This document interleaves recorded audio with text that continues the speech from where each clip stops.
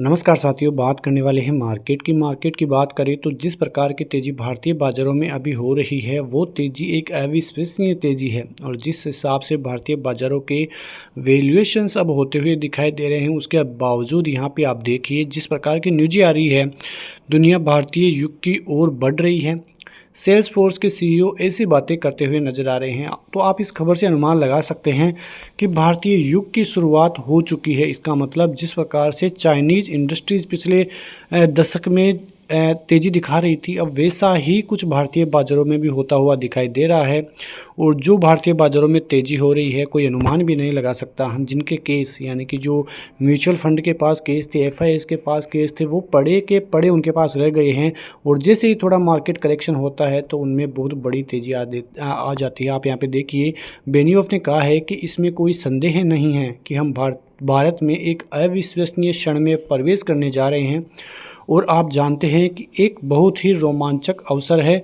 हमने भारत में बहुत आक्रामक तरीके से निवेश किया है। तो आप अनुमान लगा सकते हैं कि एफआईआई द्वारा ऐसी बातें कहना किस प्रकार का इम्पैक्ट भारतीय बाज़ारों पर डाल सकती है। मतलब ऐसा लग रहा है कि उनके पास अब कोई ऑप्शन ही नहीं है कि भारतीय बाज़ारों में इन्वेस्टमेंट करने के सिवाय वो कहीं और जाते हुए दिखाई दे।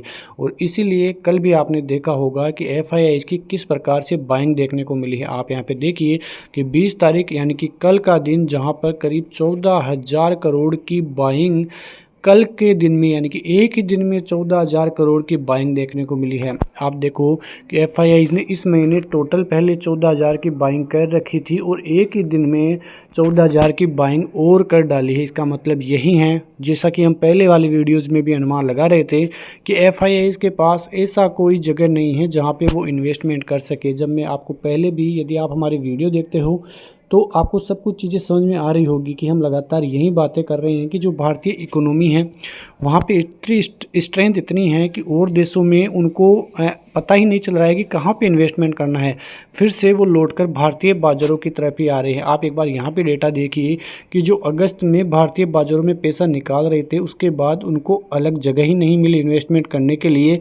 वहीं पैसा घूमकर भारतीय बाज़ारों में सितंबर में फिर से आया और फिर से उसने भारतीय बाज़ारों में अगले वैल्यूएशंस यानी कि ऊंचे वैल्यूएशंस पे ये इन्वेस्टमेंट किया है। ये चीज़ आप देखिए, रिलायंस की तरफ से करीब 4,000 करोड़ की सेलिंग देखने को मिली। उसके अलावा इंडेक्स फ्यूचर में आप इन्वेस्टमेंट देखिए, एफआईआई का इंडेक्स फ्यूचर में करीब 9,000 करोड़ से भी ज़्यादा की बाइंग देखने को मिली है।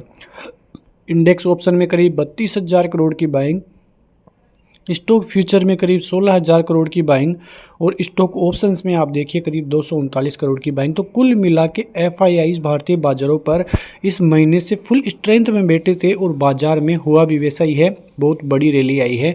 आने वाले दिनों में भी भारतीय बाज़ारों में जो टारगेट निकल के आ रहे हैं बहुत शानदार है। और वो टारगेट मैं पहले से बता रहा हूँ आपको, 26,000 इस एंड तक और 27,000 इस साल के एंड तक, इस महीने के एंड तक 26,000 और 27,100 इस साल के एंड तक। क्योंकि सबसे बड़ी बात यही है कि जो भारतीय बाज़ार है वहाँ पर, तो यहाँ पे आप यदि देखोगे तो आपको सब समझ में आ रहा होगा। लेकिन यदि मैं बताऊँ आपको तो ये जो फंड मैनेजर्स है उनके पास म्यूचुअल फंड में अब केस है, वो रिकॉर्ड तोड़ केस है। करीब 1.86 लाख करोड़ का केस, जो कि एक रिकॉर्ड तोड़ केस उनके पास अभी पड़ा है। अब वो क्या करेंगे, वो करेंगे जो है रिटर्न जनरेट करने के लिए उनको ये इन्वेस्टमेंट करना पड़ेगा।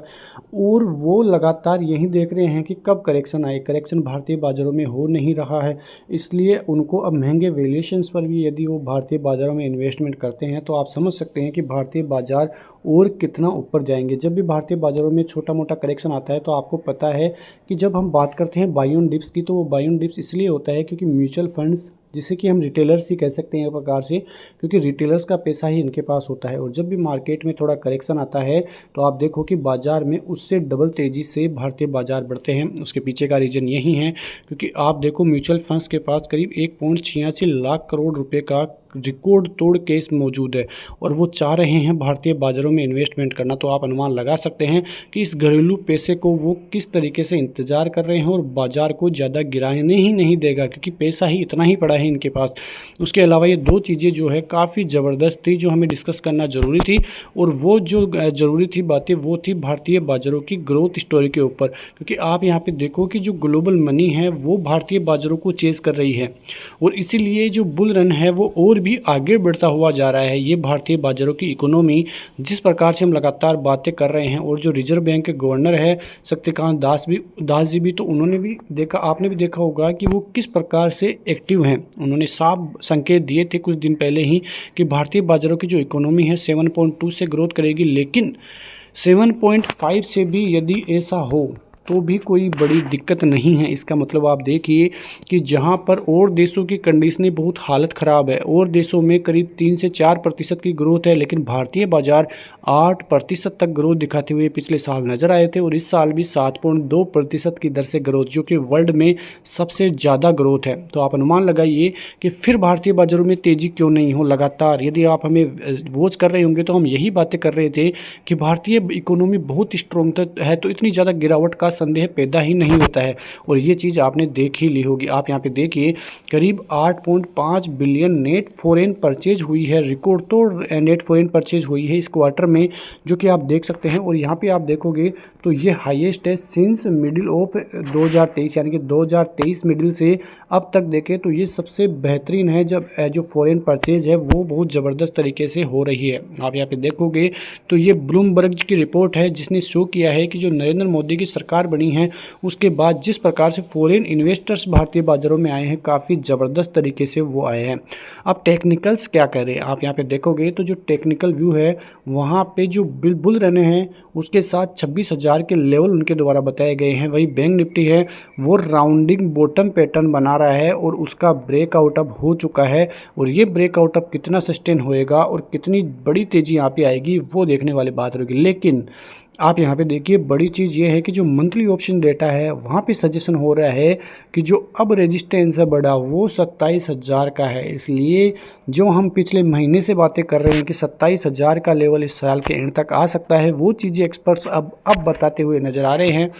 शॉर्ट टर्म लेवल्स की बात करें तो 26,000 का लेवल जो हम पहले से बात कर रहे हैं, सपोर्ट की बात करें 25,500 का मीडियम टर्म सपोर्ट है, वहीं 25,000 का जो है क्रूशियल सपोर्ट जोन है जहाँ पे सबसे ज़्यादा पुट राइटिंग आपको देखने को मिलेगी।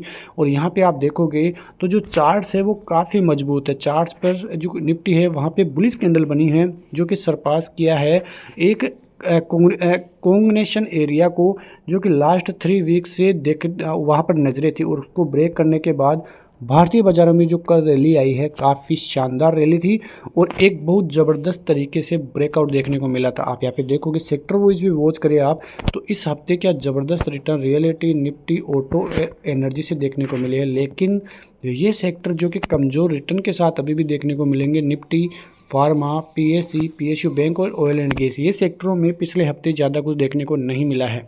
आने वाले दिनों में भारतीय बाजारों में और कई चीज़ें देखने को मिलेगी, लेकिन फ़िलहाल आप नज़र रखिए बैंक ऑफ जापान के ऊपर, क्योंकि बैंक ऑफ जापान में यदि ब्याज दरें फिर से बढ़ती है अगली बार तो फिर यहाँ पे येन करी ट्रेड में दिक्कतें होगी और यहाँ से संकट बढ़ना फिर से स्टार्ट हो सकता है। लेकिन फिलहाल ऐसी कोई चीज़ें नहीं हैं जिसकी वजह से भारतीय बाजारों पर ज़्यादा इम्पैक्ट पड़े। तो मिलते हैं नेक्स्ट वीडियो में, तब तक के लिए नमस्कार, जय हिंद, जय भारत, वंदे मातरम।